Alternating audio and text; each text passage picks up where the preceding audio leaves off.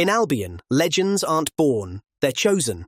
With Playground Games' Fable set to return in 2026 and an extended look coming at Xbox Developer Direct on January 22nd, here's your quick refresher on the stories that shaped Albion.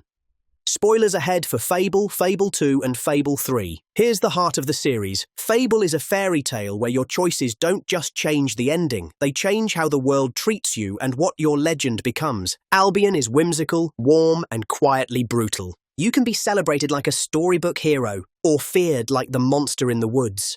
And it's never only good or evil on a menu, it's how you talk to people, what you do when no one's watching, and whether you use power to protect or to take. Let's start at the beginning.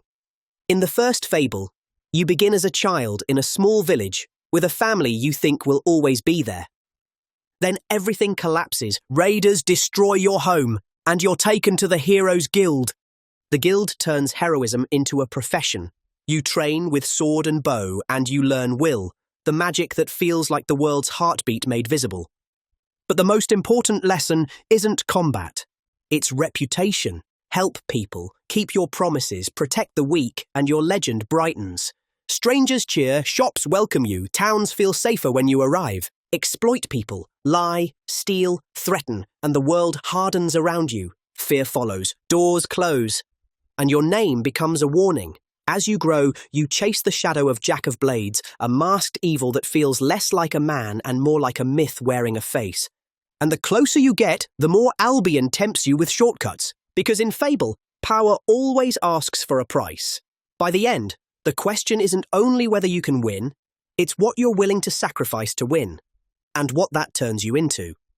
Now, jump forward. Fable II leaps hundreds of years into the future, and Albion has changed. Cities are larger, technology is creeping in, and the heroic age is fading into history. Bowerstone, once a simple town, is becoming a real city with class divisions you can feel just by walking the streets. You still fight with steel and magic, but now firearms exist and society is more complicated. You start as a kid again, poor and hungry, dreaming of something better. And this time, you don't walk alone. You have your dog. Your dog isn't just a companion, it's your witness, running beside you through every high and low, grounding the story in something personal.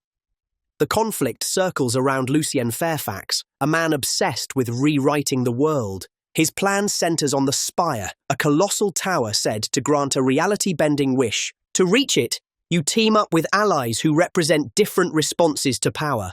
Hammer, driven by duty. Garth, carrying the weight of what Albion used to be. And Reva, charming, stylish, and dangerously comfortable with compromise. And above it all is Teresa, changed by time into someone who guides events like she's already seen the ending. When Fable II reaches its peak, it asks a simple question. If you could reshape reality with one wish, what matters most to you? Then we move ahead again. Fable III pushes Albion into an industrial era.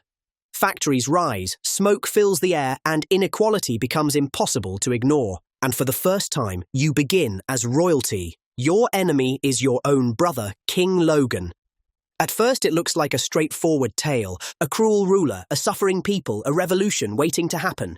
So you build a rebellion, you recruit allies, you make promises to the people you want to save, and then you win. And that's when Fable III reveals what it's really about, because taking the throne is not the ending, it's the beginning of responsibility. Logan wasn't only clinging to power, he was preparing for a looming darkness that threatens the kingdom. Now the job falls to you. Suddenly, every promise becomes a decision with a cost. To defend Albion, you need resources. Money, workers, weapons, and time. So the game forces the brutal choice again and again. Do you keep your word and risk everyone's future? Or do you break promises to build the defenses Albion needs and accept what that makes you? Fable III turns leadership into the final boss. Not a demon, not a dragon, but the weight of consequences. After the trilogy, the series experimented with spin-offs and new ideas, while Albion went quiet for a while. But even in the silence, the identity of Fable stayed clear in fans' minds. A world where you can buy a home, earn money doing ridiculous jobs, be adored for your heroics, or mocked for your fashion. and where the same world can turn deadly serious the moment your choices start hurting real people. Across the saga, the shape of Albion changes, but the spine stays the same. Choices matter, reputation matters, power costs something, and the tone matters too. Fable always makes room for the silly and the charming, then turns around and asks you to live with decisions that actually sting. It's fantasy with teeth. So, heading into Xbox Developer Direct on January 22nd, what should we watch for in the new Fable? First, Albion itself.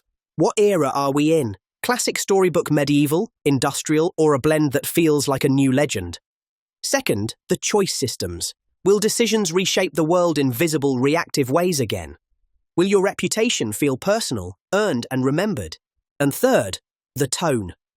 Does it still feel like Fable? Warm, strange, funny, and sharp enough to cut when it needs to? Because in Albion, you don't just play a hero, you become a story other people tell. If you're watching Developer Direct, tell me your first Fable memory. Did you play as a hero everyone loved? Or were you the reason villagers locked their doors when you walked into town? Either way, your legend is waiting.